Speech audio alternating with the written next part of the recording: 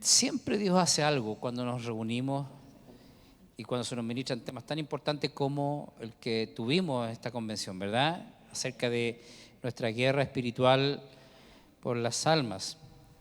Así que de ahí que estamos pensando, hermano, mira, vamos a hacer algunos cambios y los días miércoles los vamos a dejar justamente para interceder. Vamos a tener nuestro culto, pero vamos a volver nuestro culto en intercesión y guerra espiritual. Todos los miércoles. Así que usted no se lo puede perder. Amén. Vamos a llegar acá, vamos a hacer guerra espiritual y vamos a seguir hablando del tema de guerra espiritual. Amén. Porque creo que tenemos que regresar a eso. Yo lo dije el domingo en la convención. En los años 80, años 90 hicimos mucha guerra espiritual. El Señor nos enseñó muchas cosas, pero hoy en día tenemos mucha más información. Amén. En aquellos años solamente sabíamos de la guerra espiritual a nivel, ¿verdad?, estratégico, y la guerra espiritual a ras de suelo, como se dice, ¿verdad?, lo que es la lucha con los demonios, cómo los demonios pueden afectar la vida de las personas.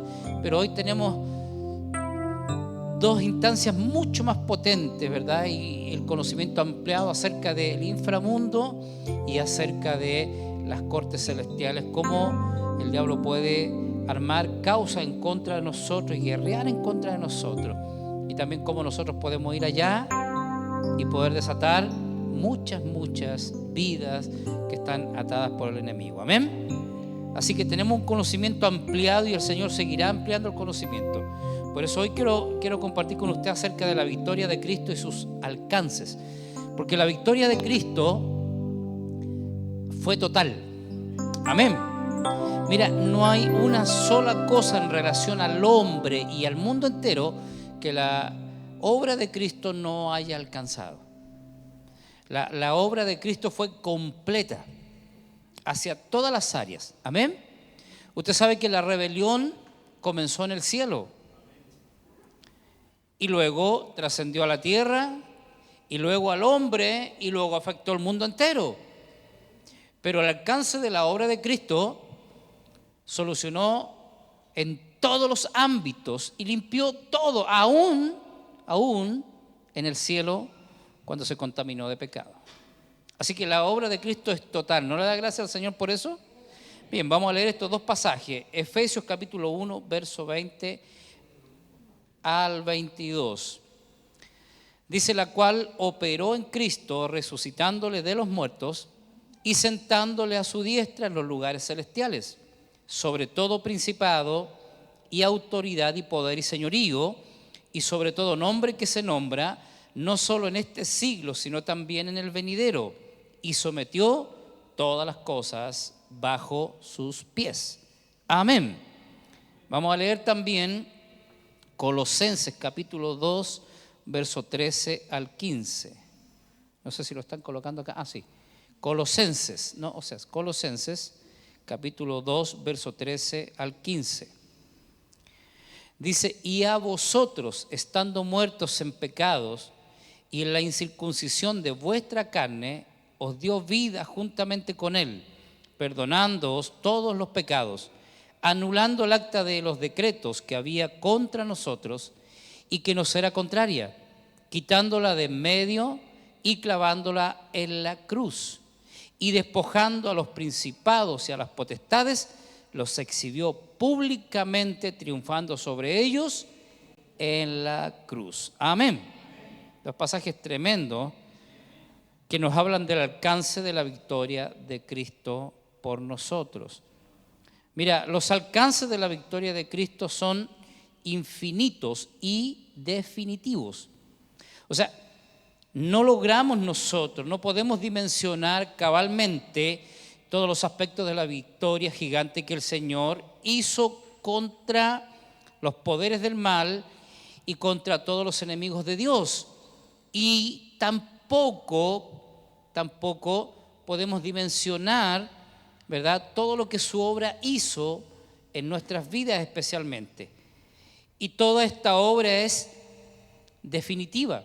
Nadie la puede cambiar, ya todo está consumado. Como recuerda cuando Jesús estaba en la cruz, antes de morir, él dijo al Padre: consumado es. O sea, lo que estaba declarando es que toda la obra que el Padre le mandó a hacer estaba realizada sin faltar nada, absolutamente nada. Así que el alcance de la victoria de Cristo son infinito y definitivo. Amén. Pero sí podemos decir que con su vida sin pecado y con su muerte redentora y expiatoria, el Señor triunfó sobre cada uno de sus adversarios y recuperó para Dios cada una de las tareas que el pecado, o de las áreas, que el pecado había afectado. Así que la victoria de Cristo fue total y absoluta. Mire, hay un pasaje en el libro de Marcos donde dice y nos habla acerca de lo que Cristo recuperó para nosotros. Amén. ¿Recuerda? Él habla de y pondrán las manos sobre. Claro, pero dice, y estas señales seguirán a los que creen, en mi nombre echarán fuera demonios. ¿Qué más dice? Hablarán nuevas lenguas, tomarán en la mano serpiente, y si viviere cosa mortífera, no le hará daño. ¿Y qué más agrega? Y sobre los enfermos pondrán sus manos y sanarán. Muchas veces nosotros no alcanzamos a comprender lo que Cristo recuperó para nosotros, porque cuando Dios creó al hombre y lo puso en el Edén, el Señor le dio autoridad al hombre, lo puso como Señor de toda la creación. ¿Recuerda? Así que el Señor le entregó el dominio al hombre sobre toda la creación. Amén. Dice, y los bendijo Dios y les dijo, fructificaos, multiplicaos, llenad la tierra, sojúzguenla y sean los señores de la tierra. Amén. Así que cuando el hombre cayó en Edén, cuando el hombre pecó, cuando Satanás vino y tentó al hombre y el hombre pecó, no solamente el hombre pecó delante de Dios, sino que Satanás robó toda la autoridad que el hombre tenía de parte de Dios.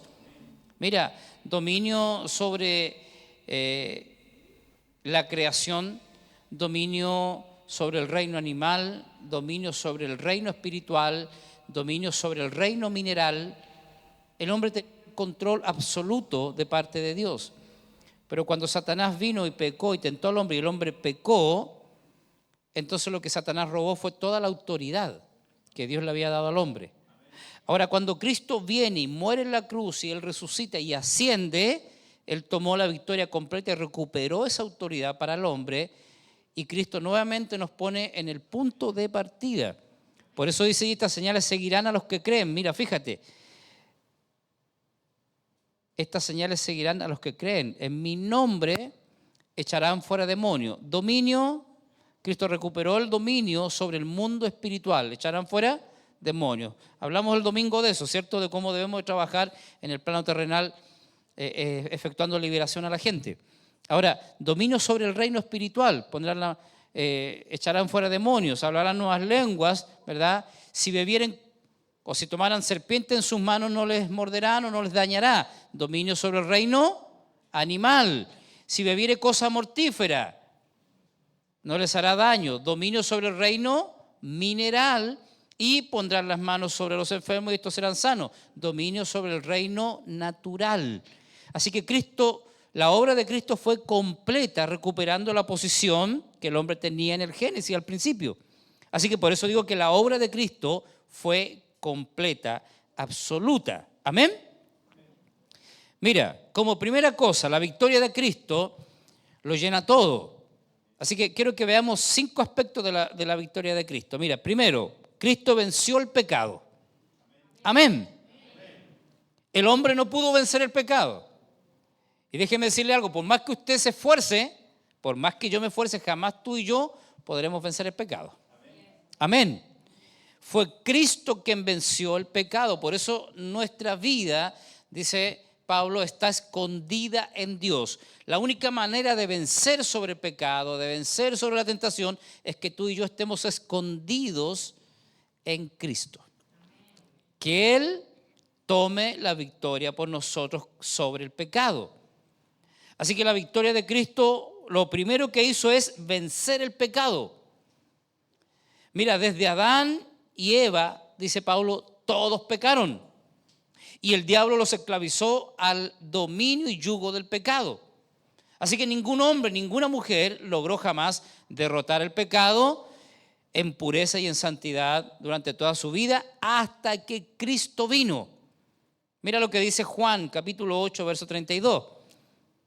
Dice, Jesús le respondió, de cierto os digo, que todo aquel que hace pecado, esclavo es del pecado. Amén. Esto es como lo que dice Proverbio. Cuando tú pides prestado, ¿a cuánto les gusta pedir prestado? ¿Hay alguien que esté endeudado acá? ¿Qué chileno no está endeudado, hermano?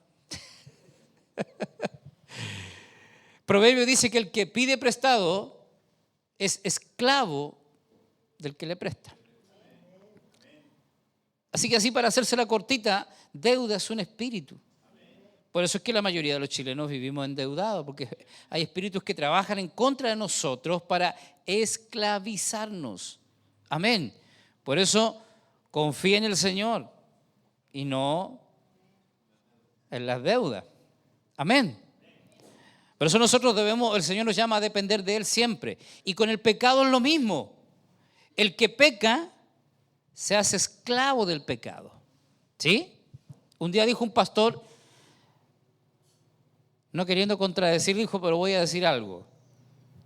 Pero nosotros quedamos en el pecado porque el pecado es rico. ¿Sí o no? Claro. ¿Por qué cree usted que el pez, esto es lo mismo, mira, el pecado te atrae, el pecado al principio es hermoso, pero te atrapa. Esto es como cuando tú tiras la caña, ¿cierto? Tiras el anzuelo.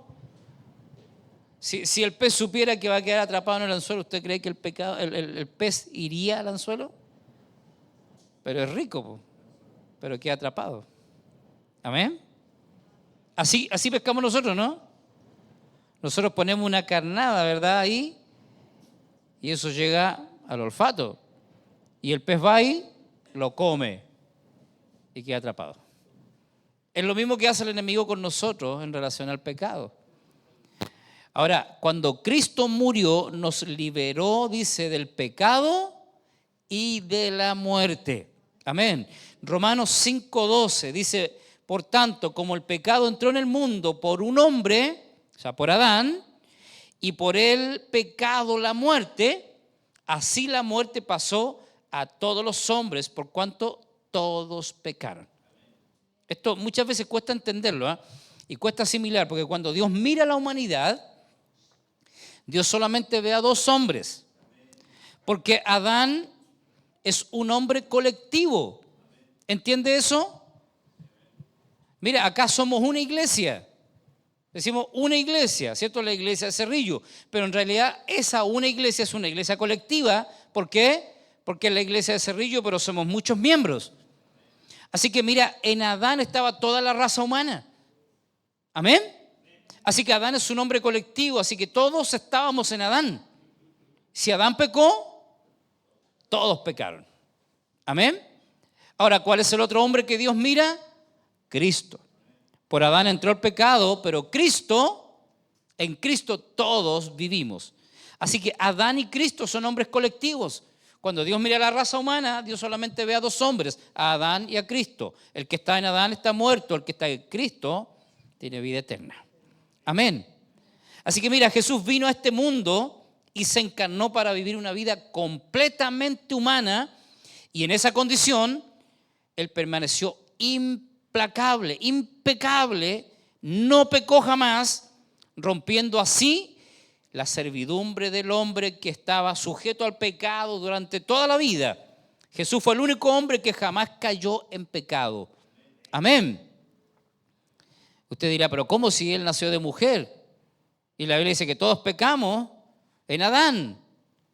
Pero la gran diferencia es que Cristo no nació de hombre. Amén. No lo engendró un hombre, ¿verdad? Fue el Espíritu Santo que hizo sombra sobre María, ¿verdad? Así que, mira, el nacimiento de Cristo es algo sobrenatural. Por eso Él en sí, en su humanidad no tenía pecado.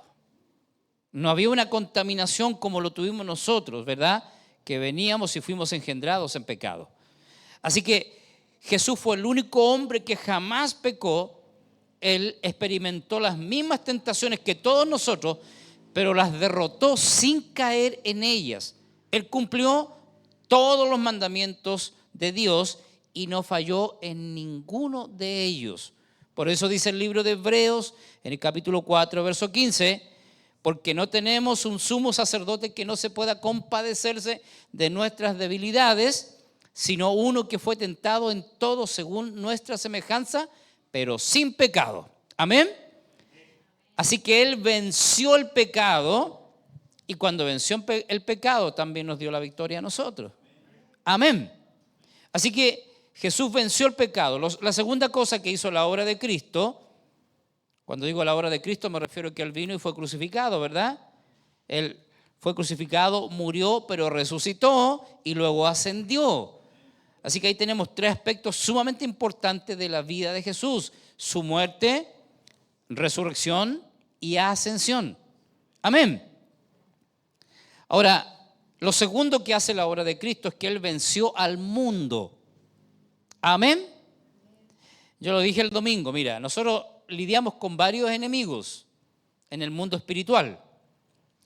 Nosotros lidiamos con el diablo, que es el adversario, el enemigo número uno de Dios. Segundo, nosotros luchamos contra el mundo, y cuando hablamos del mundo hablamos del sistema. Este sistema es opresivo. Amén.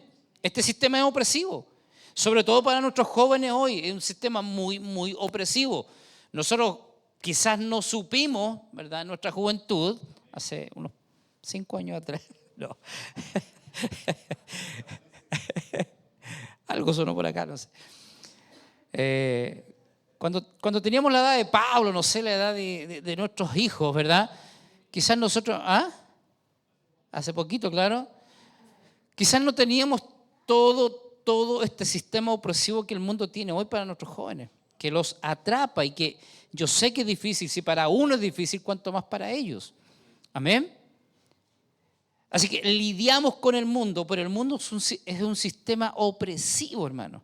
Oprime nuestras vidas, ¿cierto? El ritmo del mundo, las tentaciones, el pecado y todo lo que conlleva el mundo. El mundo es un sistema y que nos oprime. Así que nosotros luchamos contra el diablo, nosotros luchamos contra el mundo y nosotros luchamos también contra el pecado que está en nuestra carne.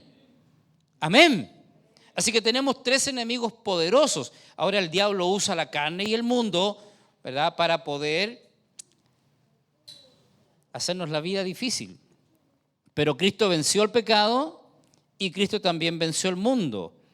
Efesios capítulo 2, verso 1 y 3, dice: y Él os dio vida a vosotros cuando estabais muertos en vuestros delitos y pecados, en los cuales anduvisteis en otro tiempo. Mira, ponga la mano en el hombro al que está a su lado y dígale: espero que así sea, en otro tiempo. ¿Sí? Espero que sea en otro tiempo. Amén. En los cuales anduviste en otro tiempo, siguiendo las corrientes de este mundo, conforme al príncipe de la potestad del aire. Amén. Y agrega: y el espíritu que opera en los hijos de desobediencia, entre los cuales también todos vivimos en otro tiempo en los deseos de nuestra carne, haciendo la voluntad de la carne y de los pensamientos. Así que fíjate, el diablo usa el mundo, el diablo usa la carne para hacernos caer, para que vivamos en pecado, para que vivamos esclavos del pecado y del sistema. Mira cómo era la vida de Israel cuando estaba en Egipto. ¿Recuerda? 430 años Israel estuvo siendo oprimido por Faraón en el mundo, en Egipto. Faraón representa a Satanás, Egipto el mundo. Así que el mundo es el sistema opresivo que, valga la redundancia, oprime a las personas. Pero Jesús venció el mundo. ¿No le da gracias al Señor por eso? Por eso Jesús dijo: el diablo ni el mundo tiene nada de él en mí. ¿Por qué? Porque Él venció el pecado y el mundo, o el sistema del mundo. Ahora mira, Jesús vivió en el mundo con la constante conciencia de que Él no era del mundo. Y eso es lo que hizo que la vida de Jesús fuera distinta. Y eso es lo que hará que si tú y yo queremos vencer el mundo y queremos vivir nuestra vida en santidad para el Señor, tenemos que ser conscientes de que tú y yo estamos en el mundo, pero no somos del mundo. Amén. No somos del mundo. Por eso es que Jesús oró para que fuéramos librados del mal, porque aunque estamos en el mundo y tenemos que vivir como vive la gente del mundo, ¿verdad? Pagando la luz, el agua, todo lo que conlleva el mundo, el sistema del mundo, pero no somos de este sistema nosotros. Somos hijos de Dios. No pertenecemos al mundo. Ahora, Cristo vivió bajo esa constante, entendiendo que aunque Él estaba en el mundo, pero no era del mundo. De hecho, lo dijo y lo dio a entender muchas veces, como cuando declaró en Juan 8:23, vosotros sois de abajo, yo soy de arriba, dijo. Vosotros sois de este mundo, pero yo no soy de este mundo. Amén. Así que con esta conciencia de ser extranjero en este mundo y a su sistema corrupto, y con el principio rector de agradar al Padre en todo, Jesús vivió todos los años de su vida terrenal, o sea, esos 33 años que Él estuvo en la tierra, venciendo al mundo, porque Él nunca fue del mundo. Y Juan, en el capítulo 16, verso 33, declara, en el mundo tendréis aflicción, pero confiad, yo he vencido el mundo. Amén. ¿Cuántos tienen tal confianza? Hermano, tú no puedes decir, yo no soy de este mundo, así que no voy a pagar la luz, no voy a pagar el agua, no voy a pagar el teléfono. No. Como gente, ¿verdad? Y como personas que estamos en este mundo, tenemos que vivir una vida normal, pero entendiendo que no pertenecemos a este sistema. El mundo se afana, pero tú y yo no debemos de afanarnos. Amén. El mundo pone las cosas en esta tierra, pero tú y yo no. Amén. Así que cuando tú y yo tenemos conciencia de que no somos del mundo y que nuestro único interés es agradar al Padre, entonces nuestra vida cambia. Amén. Lo tercero que hizo la obra de Cristo es que Él venció a la carne y al viejo y a la vieja, hombre y mujer. Amén. A la vieja creación. La carne, como concepto espiritual, se refiere a los poderes negativos que operan en nuestra naturaleza humana, los cuales de efecto nos empujan a hacer lo que es contrario a la voluntad de Dios. ¿Usted recuerda cuando Pablo habla y dice, pero veo otra ley en mis miembros, en mi cuerpo se está refiriendo, ¿sí? La carne, cuando habla de la carne, mayormente la Biblia no se refiere a esto, sino que se refiere a los poderes, ¿verdad?, que están en nuestros miembros y que nos conducen al pecado, ¿sí? La carne es un poder y que nos lleva a hacer lo que no queremos hacer. Por eso Pablo dice, quiero hacer el bien y quiero hacer la voluntad de Dios, no quiero pecar, pero veo otra ley en mis miembros, en mi carne, que me lleva, que me esclaviza para yo hacer lo que no quiero hacer. Pero bendito el Señor que Él venció la carne y con su pecado. Amén. Pablo lo dice así, por cuanto los designios de la carne son enemistad contra Dios, porque no se sujetan a la ley de Dios, ni tampoco pueden. Por eso, hermano, mira, todo lo que procede de la carne, por más lindo que sea, Dios no lo acepta. ¿Cómo es eso? Muchas veces nosotros decimos, pero es que yo tuve buenas intenciones. Pero ¿cuántos saben que las buenas intenciones no siempre son la voluntad de Dios? Tú puedes tener una muy buena intención, pero esa muy buena intención puede que sea contraria a la voluntad de Dios. Te lo explico. David un día estaba mirando el arca del pacto y vio que la presencia de Dios habitaba bajo unas cortinas. Y David dijo, yo soy bendecido, tengo todo lo que Dios me ha dado, y no es posible que yo viva en este tremendo palacio y Dios esté viviendo bajo unas cortinas. Así que dice David, le dice al profeta, le dice, yo le voy a edificar un templo al Señor, casa a Jehová. Y el profeta le dijo, David, es un bonito deseo, hazlo, porque Dios está contigo.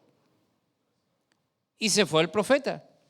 Y cuando el profeta llegó a la casa, el Señor le habló y le dijo, ve y dile a mi siervo David que él no me va a edificar casa, porque sus manos están manchadas con sangre. Él ha sido hombre de guerra desde su juventud y no es el hombre que yo escogí para que me levante un templo. Yo ya escogí a Salomón, su hijo. Él me va a edificar templo. Así que ve y dile a David que sus intenciones son muy buenas, pero no es mi voluntad. Amén. Por eso nosotros siempre tenemos que preguntarle a Dios qué es lo que Él quiere, porque nosotros muchas veces queremos, mira, fíjate aún, nosotros muchas veces queremos ayudar a la gente, pero no es el deseo de Dios. Amén. Muchas veces Dios está tratando la vida de las personas. Alguien se enfermó o alguien está pasando un problema económico. ¿Y cuál es el deseo? El primer deseo que nosotros tenemos. Oye, ayudemos al hermano, porque la está pasando mal, porque está pasando problemas económicos y nosotros somos parte de la iglesia, así que ayudemos al hermano. Pero le preguntaste al Señor, porque ¿cuántos saben que muchas veces Dios permite que seamos quebrantados para enseñarnos algo? Y muchas veces es Dios el que nos cercó y es el que quebró nuestra economía para que nosotros aprendiéramos dependencia de Él. ¿Y qué hacemos nosotros? Metemos nuestras manos y vamos y ayudamos, siendo que Dios quiere tener un tiempo solo y cercar a esa persona para que esa persona aprenda a depender de Dios. ¿Y nosotros qué hacemos? Jamás le preguntamos al Señor. Amén. Por eso todo hay que consultárselo al Señor. Nuestra vida depende de Él, ¿cierto? Así que mira, los designios de la carne se contraponen o se oponen a los deseos de Dios, porque no se pueden sujetar a Dios la carne, ni tampoco pueden. Así que, aun cuando salgan cosas muy lindas de nuestra carne, de nuestro corazón, si no es la voluntad de Dios, Dios no lo va a recibir. ¿Cuántas veces usted le ha dado a Dios algo que Dios nunca se lo pidió? Y después le reclamamos al Señor, pero si yo te di esto otro. ¿Qué te va a decir Dios? Yo no te lo pedí. Amén. Dios recibe solamente, como lo que estaba diciendo la hermana Cristina, Dios es espíritu. Y los que le adoran tienen que hacerlo o deben hacerlo en espíritu y en verdad. Así que todo lo que Dios recibe es lo que sale de nuestro espíritu. De nuestra carne Dios no recibirá nunca nada. Amén. Juan capítulo 5, verso 30 dice, no puedo yo hacer nada por mí mismo. Según oigo, así juzgo, y mi juicio es justo, porque no busco mi voluntad, sino la voluntad del que me envió. Amén, la del Padre. Así que Jesús no hizo nada que el Padre no le pidiera. ¿No se ha preguntado por qué muchas veces Jesús sanó a muchas personas, pero no sanó a otras? ¿Por qué Jesús resucitó al hijo de esta mujer, pero no resucitó a otro? ¿Por qué Jesús no le dio la vista a todos los ciegos que encontró, a todos los enfermos que vio, no los sanó? ¿Sabe por qué? Porque Él hizo solamente la voluntad del Padre. Al que el Padre le decía sana a ese sanaba, al que no, no. Amén. Claro, porque el deseo de la carne es contrario al del Señor. Amén. Lucas 22, 42 dice, Padre, si quieres pasa de mí esta copa, pero no se haga mi voluntad sino la tuya. Y Juan 8, 29 dice, porque el que me envió conmigo está, no me ha dejado solo el Padre, porque yo hago siempre lo que le agrada a Él. ¿Hacemos nosotros la voluntad del Padre? ¿Hacemos lo que le agrada a Dios o muchas veces hacemos lo que a nosotros nos agrada? Amén. Jesús hizo solamente lo que al Padre le agradó. Así que Él venció la carne. ¿Por qué digo venció la carne? Porque la carne siempre quiere hacer su voluntad. Amén. Mira, Pablo dice que el deseo de la carne es contrario al deseo de Dios. Así que siempre la carne irá en sentido opuesto a la voluntad de Dios. Amén. Ahora, el viejo hombre somos nosotros mismos, la vieja creación. Cuando todavía no nos convertimos a Cristo, dominados por los deseos de la carne, esclavizados por las tentaciones del adversario, corrompidos en nuestra forma de pensar y muertos en nuestros delitos y pecados, así estábamos antes de que Cristo venciera. El viejo hombre es nuestra naturaleza no renacida y Jesús tomó esta naturaleza corrupta y la crucificó en la cruz. Amén. Por eso es que el apóstol Pablo dice en Romanos 6, capítulo 6, verso 6, sabiendo esto, que nuestro viejo hombre fue crucificado juntamente con Él, con Cristo. Así que mira, cuando Cristo estaba en la cruz, tú y yo estábamos en la cruz también. Mira, qué interesante esto. Cuando Adán pecó, aunque tú y yo no habíamos nacido todavía, pero ya estábamos en los lomos de Abraham, pecamos con Abraham. Por eso Pablo dice, por cuanto todos pecaron, todos están destituidos de la gloria de Dios. Pero cuando Cristo murió en la cruz y Él estaba allí, tú y yo estábamos siendo crucificados con Él. Por eso habla refiriéndose a nosotros, ¿verdad? A todos los hijos de Dios, por cuanto, y sabiendo esto dice, que nuestro viejo hombre fue crucificado juntamente con Él, ¿sí? ¿Está crucificado usted? A veces. Mira, cuando Cristo estaba en la cruz, Él no tuvo opción de bajarse. Estaba crucificado. Amén. Juntamente con Él tú y yo fuimos crucificados, dice Pablo, para que el cuerpo del pecado sea destruido. La Biblia declara que todo el pecado de toda la raza humana fue puesto sobre Cristo. Así que cuando Cristo fue a la cruz, todo el pecado del hombre estaba con Él ahí crucificado. Por eso nosotros hoy tenemos una nueva vida en Cristo Jesús. Amén. Fue destruido el cuerpo del pecado a fin de que no sirvamos más al pecado. Así que ¿a quién le sirve usted? ¿Al pecado o le sirve a Dios? Amén. Usted está medio asustado hoy día, que lo veo así como... ¿Ah? Así que cuando Cristo fue crucificado, tú y yo también fuimos crucificados, ¿o no? Así que Pablo dice, sabiendo que el viejo hombre, mire, remóntase no sé cuántos años atrás en su vida. ¿Qué cosas hacíamos? Mejor no nos acordemos, ¿cierto?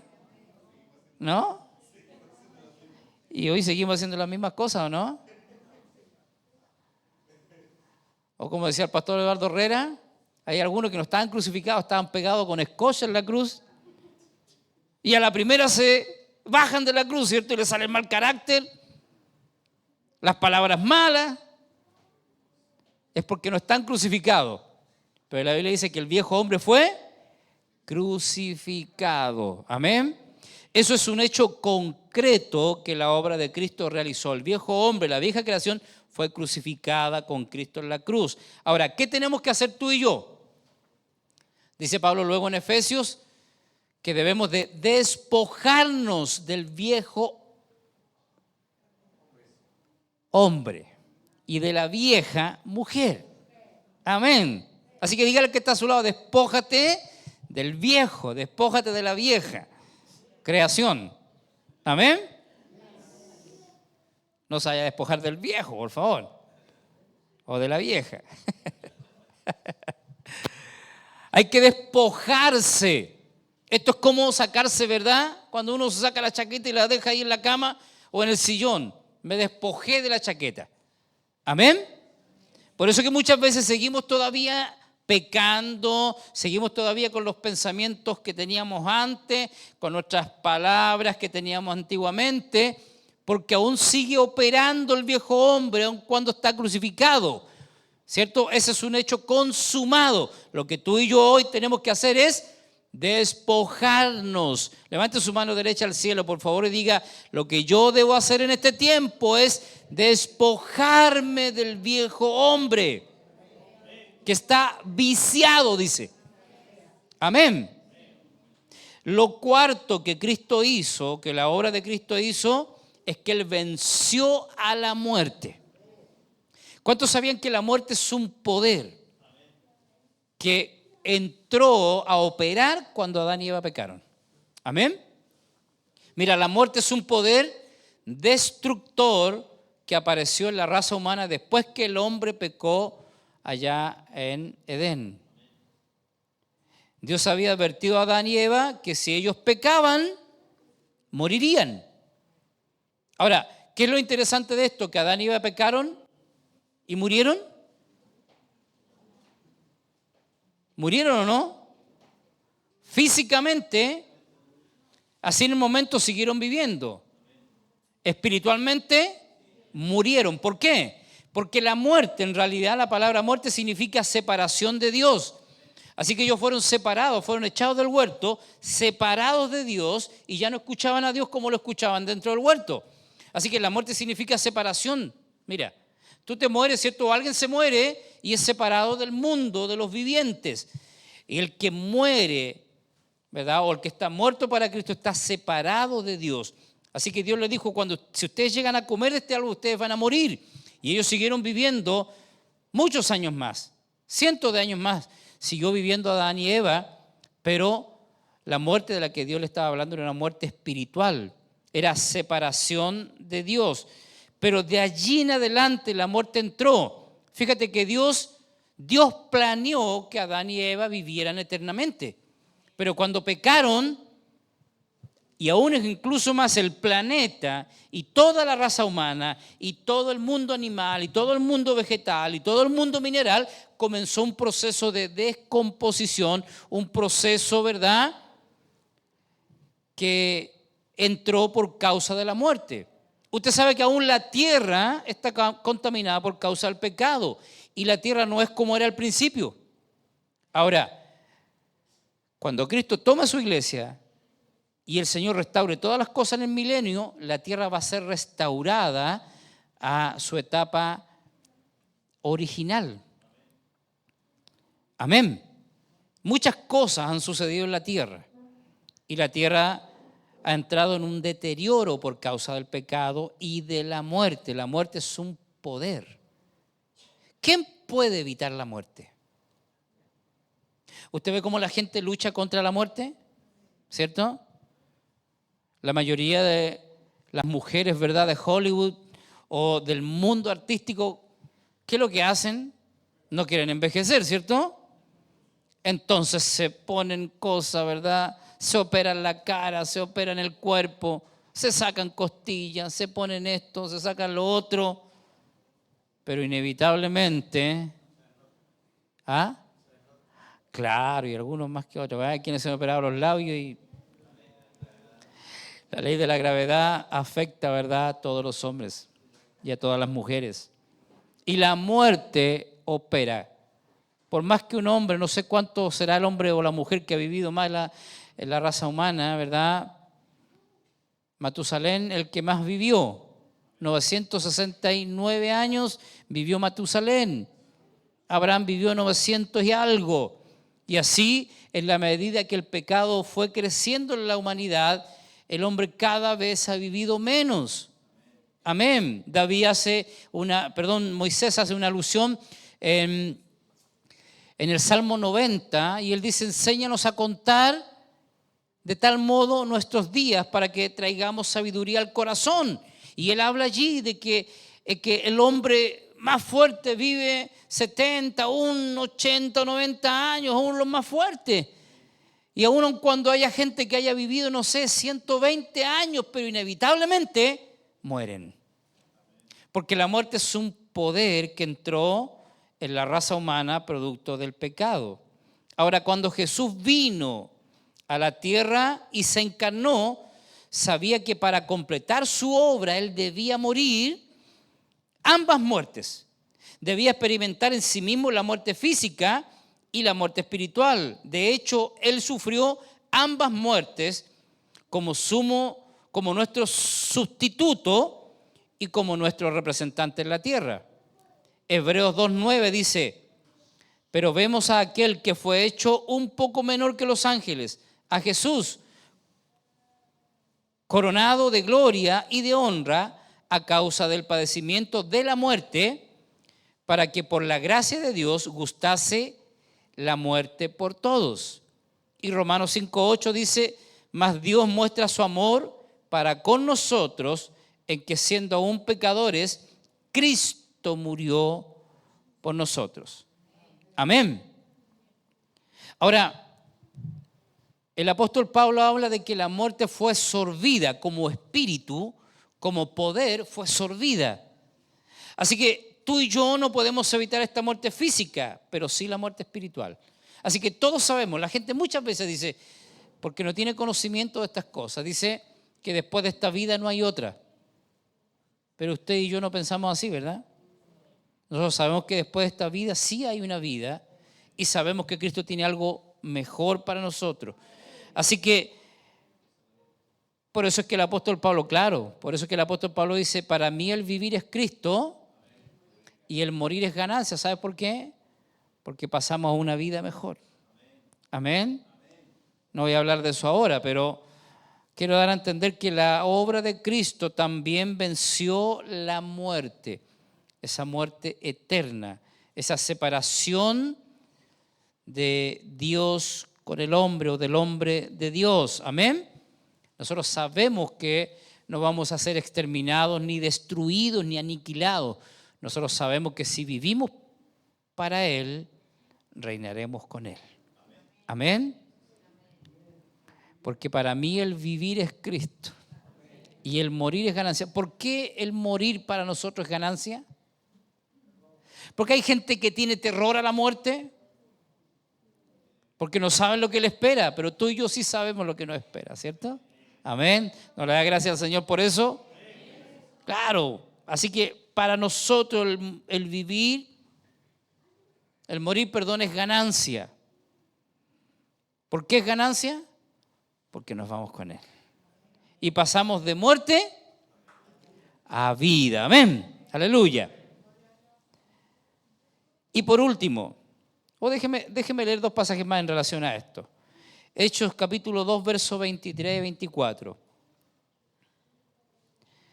Dice: a este entregado por el determinado consejo y anticipado conocimiento de Dios, prendisteis y matasteis por manos de inicuos, crucificándole, al cual Dios levantó, suelto los dolores de la muerte, por cuanto era imposible que fuese retenido por ella. Así que mira, cuando Cristo fue crucificado, murió, ¿verdad? Y fue al Hades. Lo hablamos el otro día, ¿verdad? Ya. Y fue al Hades. Y estuvo 3 días así, dijo Jesús, como Jonás dentro del pez.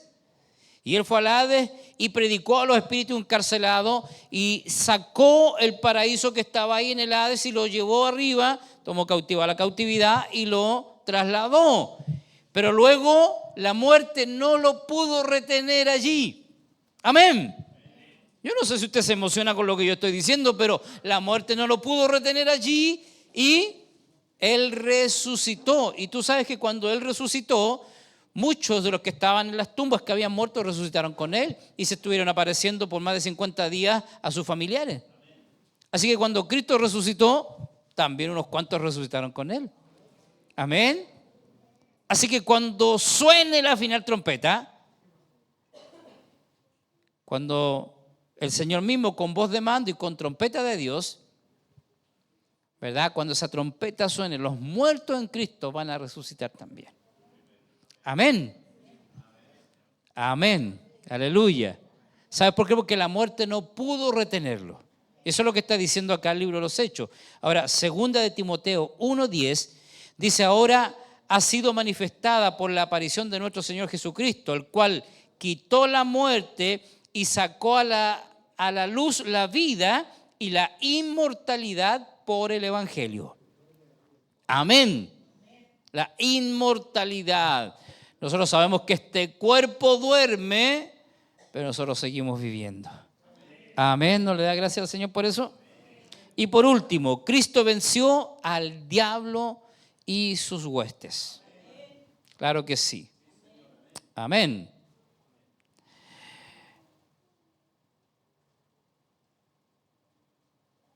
Cuando Dios creó a Adán y a Eva sobre la tierra, inmediatamente el adversario de Dios lo puso como objetivo, o en su mente el objetivo de derrotar al hombre. Amén. Fíjate que él ya había engañado a millares y millares de ángeles y les había hecho caer en pecado en el cielo. Así que no tuvo mucho trabajo, ¿verdad?, para engañar a Eva. Y así lo dice Pablo, dice: temo como Satanás engañó los sentidos a Eva, así también vuestros sentidos sean engañados. Así que Satanás engañó al hombre. Amén. Ahora, cuando Jesús vino a la tierra como el postrer Adán, el tentador volvió a ejecutar la estrategia de tentación que le había dado resultado con el primer Adán. Ahora él era quien tenía el dominio de los gobiernos y poderes humanos. Por eso en su tentación, ¿te recuerdas?, le ofreció al Señor. Si el Señor lo adoraba, le ofreció todos los poderes de la tierra. Así dice Lucas capítulo 4, verso 5. Y le llevó el diablo a un alto monte y le mostró en un momento todos los reinos de la tierra. Le dijo el diablo, a ti te daré toda esta potestad y la gloria de ellos, porque a mí me ha sido entregada, y a quien quiero la doy. Si tú postrado me adorares, todos serán tuyos. Amén. Mira, él ofreciéndole a Jesús. Pero Jesús no fue vencido de la tentación, sino que él venció con la palabra de Dios. No así Adán y Eva, ¿verdad? Ellos pecaron. Así que Jesús tomó la victoria sobre todos los poderes, sobre Satanás. Me decía, sí, Pablo, si me puedes colocar Hebreos capítulo 2, verso 14. Dice: por cuanto los hijos pecaron de sangre y carne, así también él participó de lo mismo para vencer, ¿qué dice? Para destruir por medio de la muerte al que tenía el imperio de la muerte, esto es, al diablo. Y el verso siguiente, el 15. Y librar a todos los que por el temor de la muerte estaban durante toda la vida sujetos a servidumbre. Amén. Por eso también Pablo dice que toda el acta de decretos que era contra nosotros, el Señor la clavó en la cruz. Fíjate, ¿cuántos pecados podían haber en el acta de nuestra vida? Póngase en pie, por favor. ¿Cuántos pecados el diablo los tenía contabilizados? Usted tiene conciencia de eso, ¿cierto? ¿De cuántos pecados el Señor no nos ha perdonado? Pablo dice que había un acta de decretos. O sea, todos los pecados que tú y yo y la raza humana había hecho desde que Adán y Eva pecaron. Un acta. ¿Sí? Así que eso era el derecho legal que el diablo tenía contra nosotros. ¿Lo puedes ver así? Claro. A ver, Franco, ¿cuántos pecados tiene? Y el diablo sacaba el acta.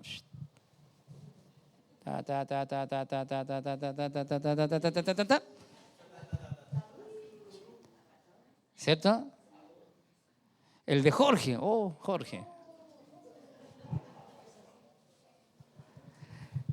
El de Andrés. Wow. Wow. A mí no me miren, dice la hermana Fresi. El de Gloria.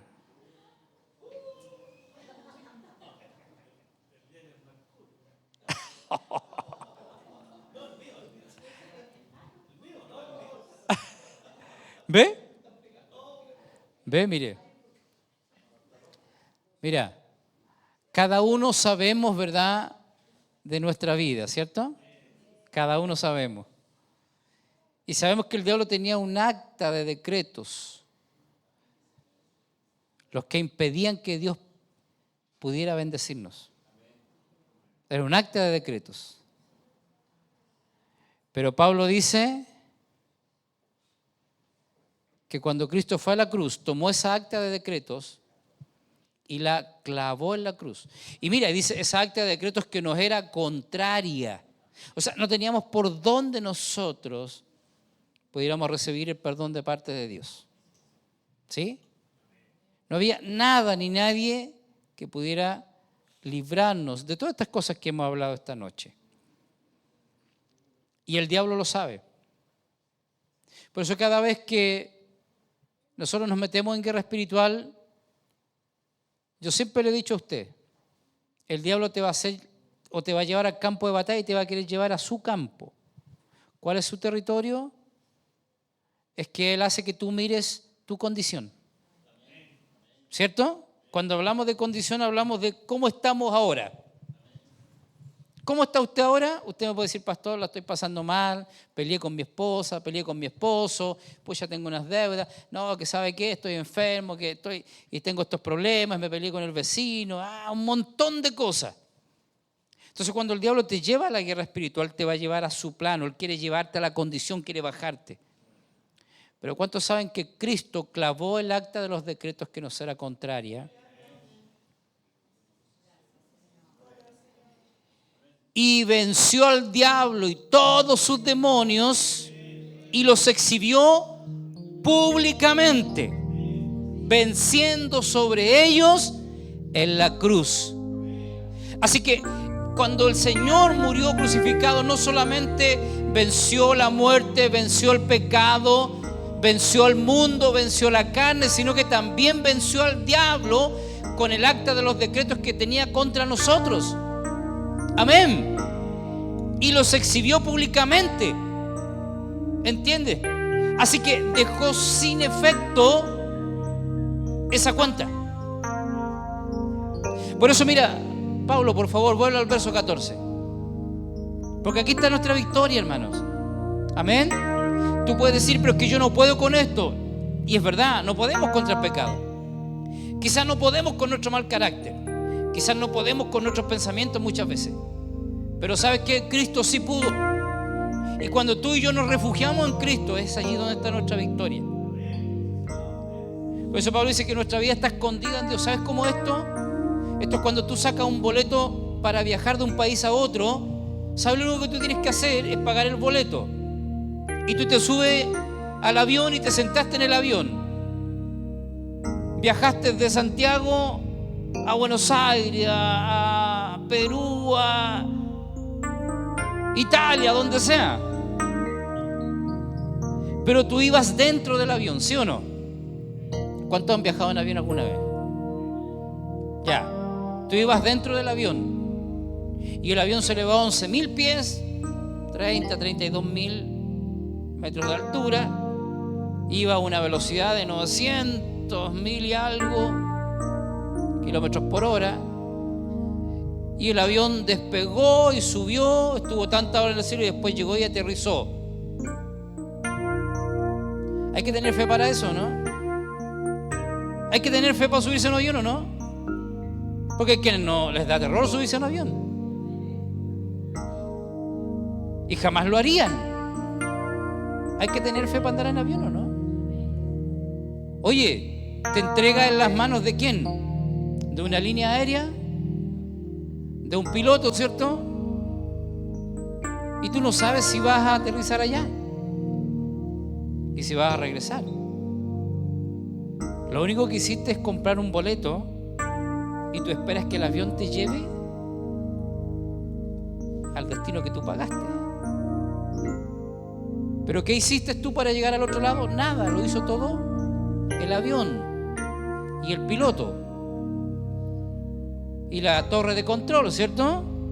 Pero ¿entiendes lo que te quiero decir? Tú vas dentro del avión y el avión es el que te lleva. Fíjate, tienen que normalizar la presión en la cabina, porque si no, fíjate, subir a 32.000 pies, 11.000 pies de altura. ¿Quién lo soporta eso? A casi 1.000 y algo de... ¿Sí o no? Nosotros en la carretera vamos a 120 kilómetros por hora y ¿cómo se mueve el manubrio? Pero ir a 1.000, 1.100 kilómetros por hora. Pero tú llegaste al otro lado y te bajaste. Y cuando tú te acostumbras a eso, cuando tú viajas constantemente, ¿cierto? Ya cuando usted sabe que viajé hartas veces para Argentina y hartas veces para allá y para acá, que tú ya lo tomas como rutina. Yo ya me subí al avión y ya estaba a dormir para que llegar luego. Amén. Pero los que van por primera vez van aterrados y se sabe al tiro cuando una persona va por primera vez, ¿o no? Porque va mirando por la ventana y mira allá, mira acá. Claro. Pero hay gente que vive arriba de los aviones y entrega su vida en manos del avión y de la línea aérea, del piloto, de quien sea. Cuando Pablo dice que tú y yo estamos escondidos en Cristo, es eso. De saber que tú estás dentro de Cristo y que Él pelea por ti. Y que Él venció el pecado por ti. Y que Él venció la muerte por ti. Y que Él vence al mundo por ti. Y que Él vence a tus enemigos, al diablo y a sus demonios, y a los brujos y a los hechiceros y a los ocultistas. Él los vence por ti. ¿Cuál es qué es lo único que tenemos que hacer? Tener fe en Él. Que Él nos guarda, que Él nos cuida, que Él nos protege. Mira lo que dice Pablo aquí. Así que por cuanto los hijos participaron de carne y sangre, Él, Cristo, participó también de lo mismo para destruir por medio de la muerte. Esa palabra destruir, usted se ha fijado que en todos los computadores hay una teclita que es sub y que es suprimir, y que tú apretas y todo se borra. Bueno, es lo que el Señor hizo para nosotros. Él no es como cuando tú te equivocaste y con el lápiz pasta y tú lo pusiste arriba y lo tachaste, ¿cierto? O lo tapaste con corrector, sigue estando allí. No sé si me explico. Tú lo borraste, pero debajo de ese borrón está lo que escribiste. Eso no es lo que hizo el Señor. El Señor apretó la tecla de suprimir y todo nuestro pecado, ¡pum!, fue borrado de una vez y para siempre. Ahora, cuando Él tomó la victoria, la tomó para toda nuestra vida. Así que tú y yo solo tenemos que estar dentro de Cristo, confiar en Él, tener fe que Él venció el pecado. Entonces, si Él venció, yo también puedo vencer. Amén.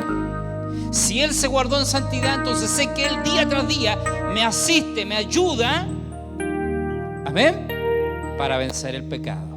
Juan 12:31 dice: ahora es el juicio de este mundo, ahora el príncipe de este mundo será echado fuera. Y Juan 16:11 dice: el príncipe de este mundo ha sido ya juzgado. ¿Sabes cuál es la única manera en que el diablo pueda tocar tu vida, pueda tocar tu familia, pueda tocar a tus hijos, pueda tocar tu economía? Es cuando tú y yo le damos algún derecho legal. Es cuando tú y yo cometemos alguna ilegalidad en nuestra vida. Entonces le das legalidad al diablo para que pueda tocarte, ya sea tu economía, pueda tocar tu vida en enfermedad, pueda tocar a tus hijos, pueda tocar tu economía, pueda tocar todo lo que Él quiera tocar. Amén. Pero si tú y yo estamos en Cristo y confiamos en Él y tratamos de guardarnos en los caminos del Señor, en nuestra vida para Él y de hacer su voluntad, entonces jamás podrás hacerlo. Ahora, el diablo siempre te hará ver tu condición. ¿Verdad que cuando miramos nuestra condición nosotros decimos: no, es que yo soy tan malo? ¿Sí o no? Mira, cuando tú le predicas a la gente y dice: venga a la iglesia, hermano, venga, y dice: no, es que si yo entro ahí, hasta los demonios, a mí me lo ha dicho que hasta los demonios van a salir huyendo. Yo soy muy malo, pastor. Y el diablo siempre quiere hacer ver eso. Cuando nosotros te decimos, hermano, Dios está contigo, Dios te quiere bendecir, ¿sabes lo que te hace ver el diablo? No, no es verdad. No es verdad. El Señor te quiere bendecir. Sí, es que yo soy muy malo. ¿Sabes por qué? Porque el diablo siempre te quiere hacer ver tu condición. Pero ¿cuántos saben que el Señor, cuando murió, nos dio una nueva posición? Una nueva posición. Estamos sentados en lugares celestiales con Cristo. Él nos dio una posición de hijos. Y si somos hijos, entonces Él es nuestro Padre y está por nosotros. Ahora, toda nuestra vida depende de Él. No hay una sola cosa que no dependa de Dios. Por eso dice Pablo, para los que amamos a Dios, todas las cosas nos ayudan a bien. Todo. Así que tú sabes, la enfermedad no es un problema para Dios. Dios la puede sanar así. Pero Dios tiene un plan. Cuando tenemos problemas en la familia, sabemos que Dios está detrás de eso y que Dios está tratando nuestro carácter, nuestra vida, nuestra economía. Pero para los que amamos a Dios, todas las cosas, no hay nada malo en Dios. Todas las cosas nos ayudan a bien. Amén. Levante sus manos al cielo por un momento y dele gracias al Señor por la obra redentora que Cristo ha logrado para nosotros. Por eso dice Pablo en Colosenses: y despojando a los principados y a las potestades los exhibió públicamente, triunfando sobre ellos en la cruz. Tú jamás vencerás al diablo, pero Cristo sí lo venció. Tú jamás vencerás el pecado, pero Cristo sí lo venció. Amén.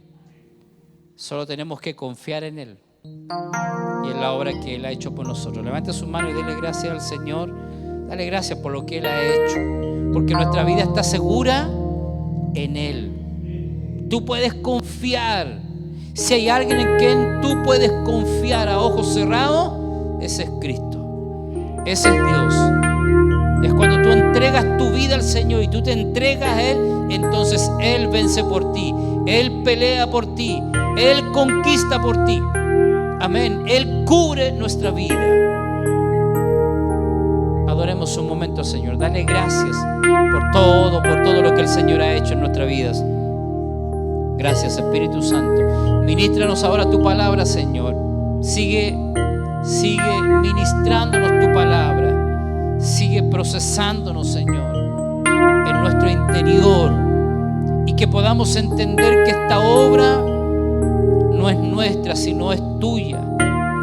Que mi victoria no depende de mis esfuerzos, sino de lo que tú hiciste por mí. Porque eres tú el que venciste por mí, y eres tú el que sigue venciendo día tras día por mí. Por eso es que solamente nos refugiamos en ti y esperamos en ti y confiamos en ti, Señor. Muchas gracias, Padre, por todo lo que tú nos has dado en Cristo Jesús. Amén y amén. Adoremos al Señor un momento. Dale gracias al Señor.